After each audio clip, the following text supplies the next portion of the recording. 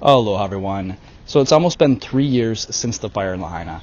And as someone who lived in Lahaina at the time of the fire and someone who still owns property here, I'm really curious to see what has happened to the property values in the burn zone over the past few years.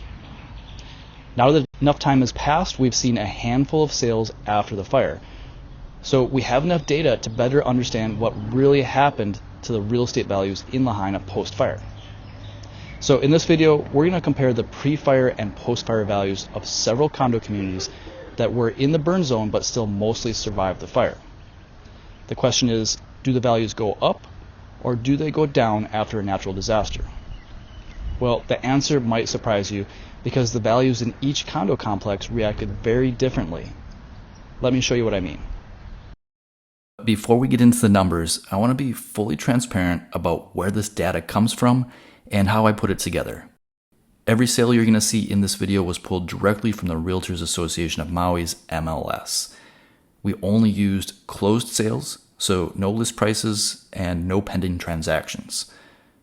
Within each community, we only compared similar units, so we're not comparing a studio to a 2-bedroom and calling it a trend. Now, the pre-fire portion of the analysis starts in January of 2022 and runs up to the day before the fire. And for the post-fire numbers, we started the day after the fire and averaged the sales prices of all the closings since then. Okay, the first condo complex that we're going to take a look at is one that I've covered extensively in this channel, and that is Lahaina Shores. Lahaina Shores is comprised of 199 total units. The property was originally built in 1974, and it mostly survived the fire unscathed. There was some damage to a few units due to the fires right next to the property, but for the most part, it just took some remediation and cleanup to get the property up and running again. Now, Lahaina Shores is hotel zoned, so it does allow short-term rentals, making it a popular option for investors. And it was officially reopened after the fire in the spring of 2025. Okay, now let's take a look at the pre-fire versus the post-fire values. We're only going to be looking at the studio units since there's been the most sales in that category. And I also separated the Ocean View studios from the Mountain View studios. Starting with the Ocean View studios, you can see that the pre-fire sales averaged $840,000, while the post-fire sales are averaging $627,000. This is a roughly 25% decline in property values pre-fire versus post-fire. Now, the Mountain View studios had an even more drastic decline, with the pre-fire values averaging around $594,000 and the post-fire values dropping nearly 35% to $387,000. Now, with that being said, it is important to mention that the values at Lahaina Shores are already starting to trend back upwards. There were a handful of very low sales right after the fire, which somewhat throws off the averages. At the time of recording this video, the Ocean View studios are back to selling around $700,000, and the Mountain Views are in the mid-400s. Next, we're going to take a look at a property that's very similar to Lahaina Shores. This is Lahaina Roads. Now, Lahaina Roads is another mid-rise oceanfront complex that does currently allow short-term rentals. However, it is not in hotel zoning, so its ability to offer short-term rentals into the future is in question.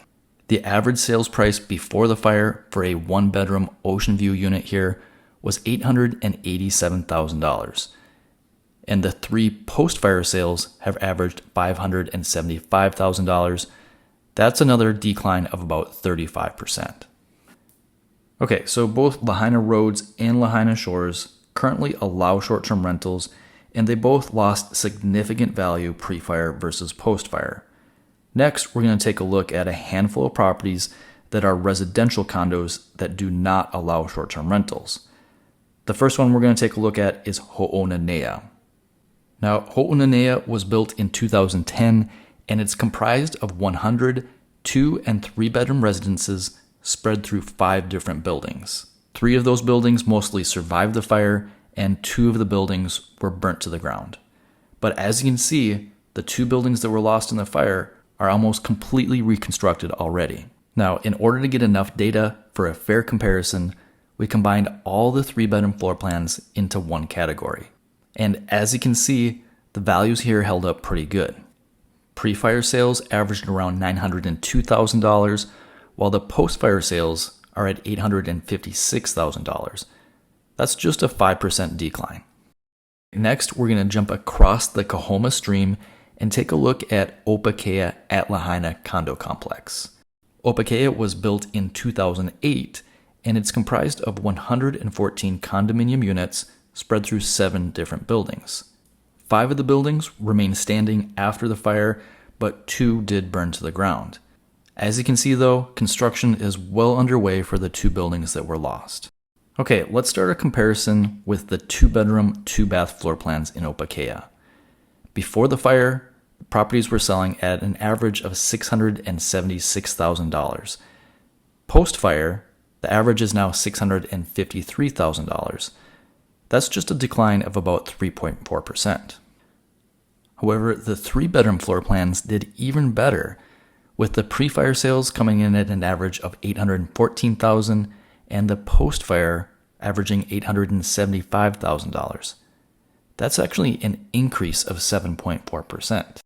However, it is worth noting that there are a couple of 3-bedroom properties that are currently listed for sale in the mid to high $700,000 range, so these averages might come down to about even. Okay, last but certainly not least, we're going to take a look at my neighborhood. This is Kahoma Village. With construction just being completed in the year 2020, Kahoma Village was the newest community in Lahaina before the fire. Kahoma Village is comprised of 203 total units, but there are 2 distinct categories within the community.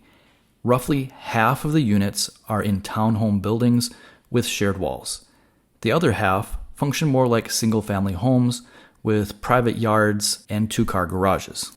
Now, Kahoma Village is right in the middle of Lahaina's burn zone, but it is one of the communities that survived the fire the best.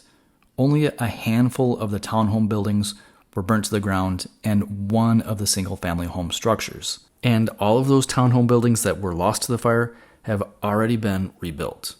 Let's start by taking a look at the 3-bedroom, 2.5-bathroom townhome units. Now, full disclosure, the townhome units did not have enough closed sales after the fire to give an accurate assessment. So this is the only category in this entire video where I did use some pending sales.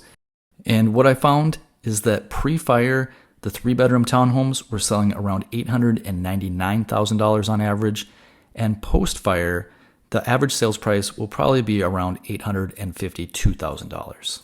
That's a decline of about 5.2%. And if we look at the single-family home structures within the community, we find that the pre-fire values was right around $1.59 million, and the post-fire is $1.5 million for a 3-bedroom, 2.5-bath floor plan. That's a decline of about 5.6%. So overall, Kahoma Village is another one of the communities that held its value pretty well after the fire. Before we take a look at the overall trends in Lahaina, I just want to mention that the Puamana community that's shown in this clip also had condos that survived the fire. However, I didn't use Puamana as part of my analysis just because there's not enough sales data with comparable units to give a fair assessment. Okay, now let's take a look at a graph that shows all of the properties we discussed in this video on one chart.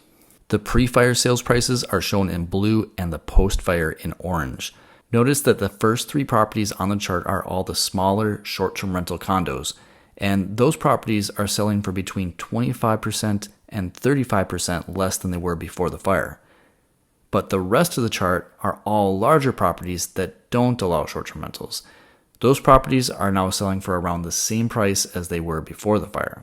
So I'm sure that one of the main reasons that the short-term rental condos have dropped so much in value is at least partially due to the change in short-term rental laws that are being pushed through here on Maui.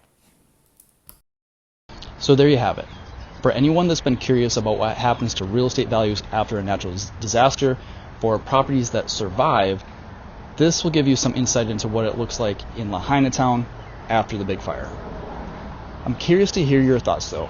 Where do you think the values of these properties will go in the future? Let me know in the comment section. I've talked to a lot of people who think that the real estate values in Lahaina will increase significantly after Front Street is rebuilt. But if you follow my channel, you already know that the commercial portion of Front Street has not even begun reconstruction yet. So we won't know for sure for several more years. Now, if you're curious about what properties are currently listed for sale in any of the Lahaina properties that were shown in this video, I'll share a link in the description below. Since the fire, I have personally helped 7 clients buy properties in Lahaina, and I've helped 6 other clients sell their properties in Lahaina. Now, real estate in Lahaina is a bit of a touchy subject after the fire, so it's important to approach it the right way. And no one understands this better than me, since I lived in Lahaina at the time of the fire and I still own real estate in Lahaina. So if there's anything I can do to help, feel free to reach out to me directly, and we will get back to you right away. The best way to reach out is to fill out the contact form on my website. I'll share a link to that in the description, or the QR code you see on the screen now will also take you there. Don't forget to like the video if you appreciate the in-depth analysis. Share the video with anyone you know would also appreciate it, and subscribe for more videos discussing the real estate market in Hawaii. I hope to see you all in the next video. Aloha.